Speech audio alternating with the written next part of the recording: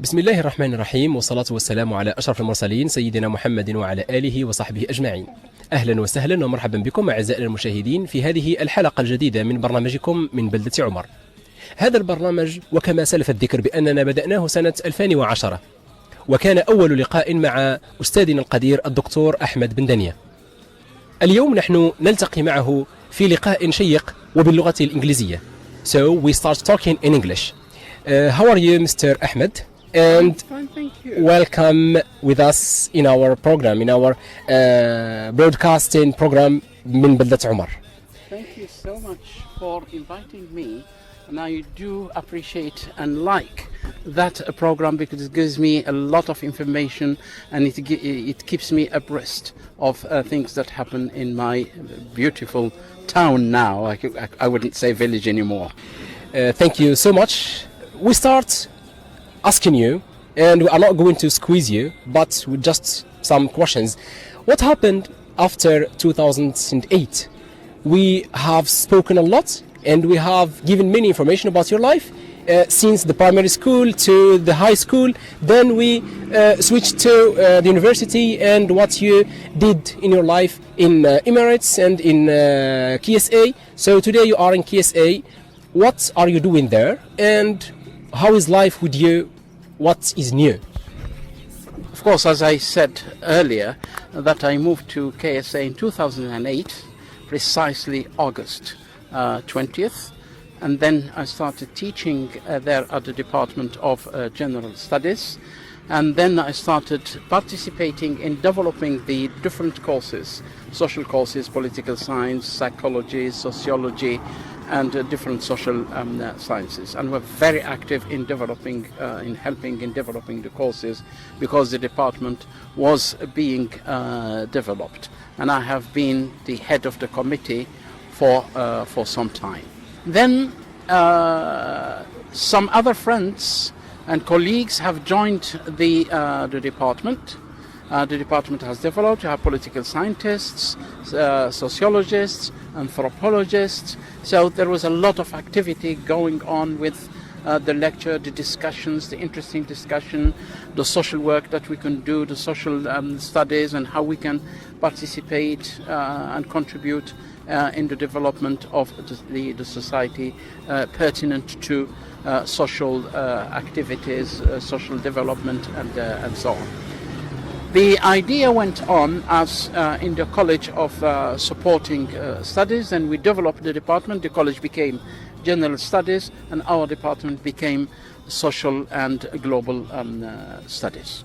Then we start doing a lot of and contributing a lot of research over there, and then all the colleagues participating in different conferences about the issues that they have been discussing. For example, I looked at things such as, the interest of students in online learning and how we can develop that. I published an article on that, the one I've sent you in 2011, and participated in Canada actually, where I presented that article. I also participated in a conference in Czech Republic. That was in Czech Republic. But earlier there was another one about the psychology in the Arab world that was in Canada. And then things start to develop. Thank you so much for this answer. Now we would like to ask you about the psychology. What are you teaching in KSA? And because many people know that you are in the King Fahd University, but it is not specialized in psychology. It's specialized in petroleum field, I guess. But you are teaching in the psychology. So what are you doing there, please? That is an interesting question that I have always been asked. How are you teaching the social sciences and psychology, in my case, in a place where we have engineers that are there? The idea actually in engineering, that we have an idea that those engineers would be interacting with other people. They would be working in groups. They would be leaders in research groups. They might be managers and so on. So they would need a lot of psychology, how to deal with people. For example, we teach them social psychology. And this is related to how do we understand other people? How do individuals behaviors differ when they are in a group rather than they are in themselves. Introducing that, we teach them general psychology, that the principles of human behavior, how people think, how they perceive things, how they memorize, how they interact with other people, how their personality develops, how do they develop in their lives, and so on.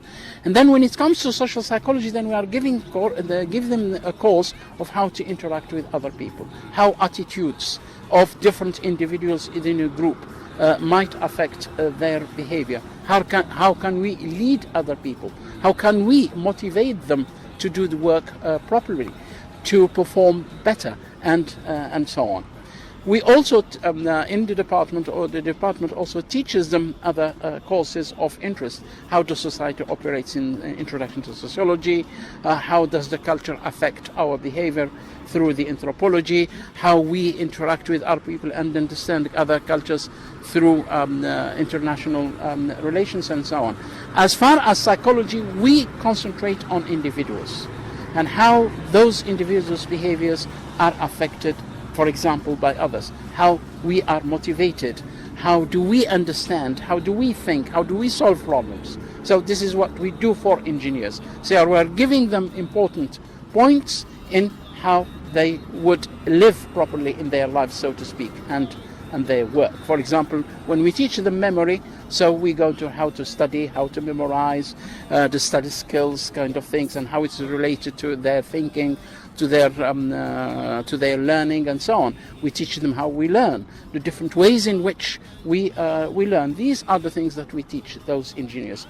So we concentrate more on how to apply these psychological principles in one's lives.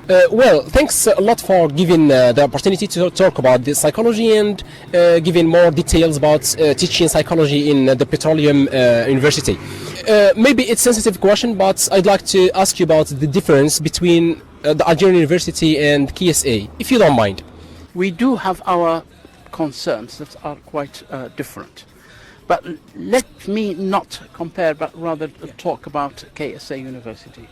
You know that King Fahd University is one of the best in the Gulf, and it is well placed in the world. It's less than 200. This year we are almost in 120, so we've got better. We were 200 and something, 300 before that, and then we are always below 150, 140, etc. Why? Because there is that interest, real interest, in producing really good graduates. And those graduates have to be really empowered in different ways. And by the way, we have 60%, for example, and I'm talking about King Fahd University, KFUPM, 60% of our students get at least one acceptance within 6 months, and everywhere, and even worldwide, because the university sends the good students and give them the chance to go and study abroad for 1 semester in what is known as exchange. Yeah. The other thing is that the university really relates and is very interested in being placed in the world. So we have the international accreditation committees that come to university. All the engineering, science, and management are world accredited as well as nationally accredited. And there is a committee that is known as the National Accreditation Committee at the level of the kingdom. So the universities are under light of accreditation all the time. So the idea of being at the top is always an important thing.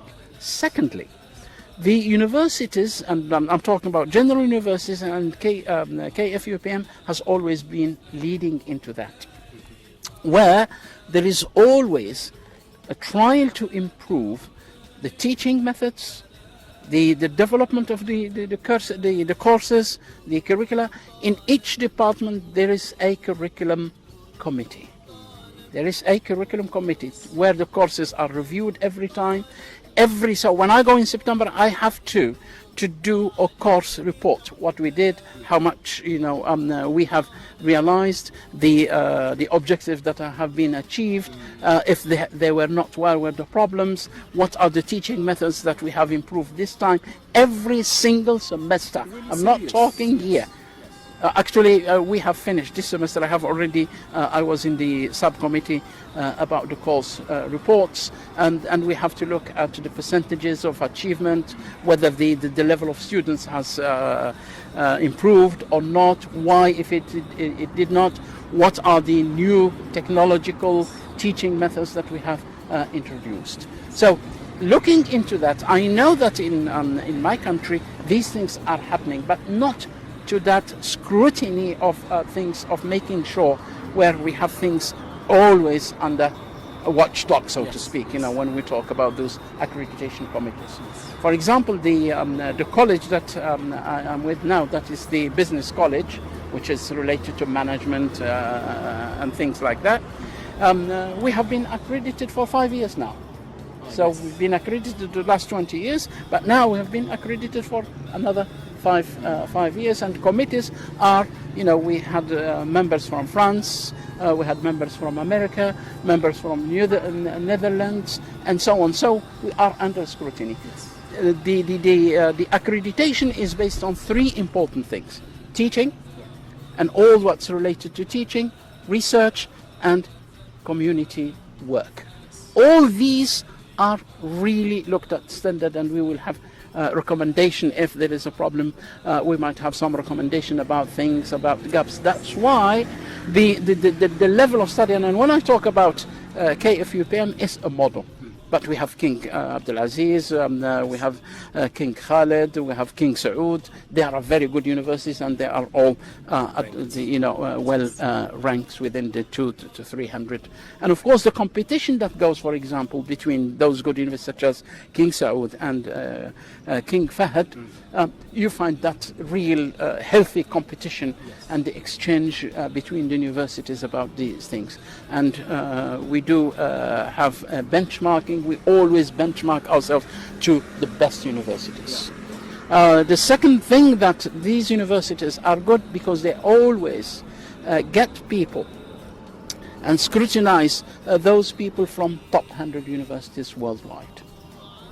That's why we talk about such things. For example, now when I go now, we have what is known the Deanship of Academic Development, Deanship of Academic Development.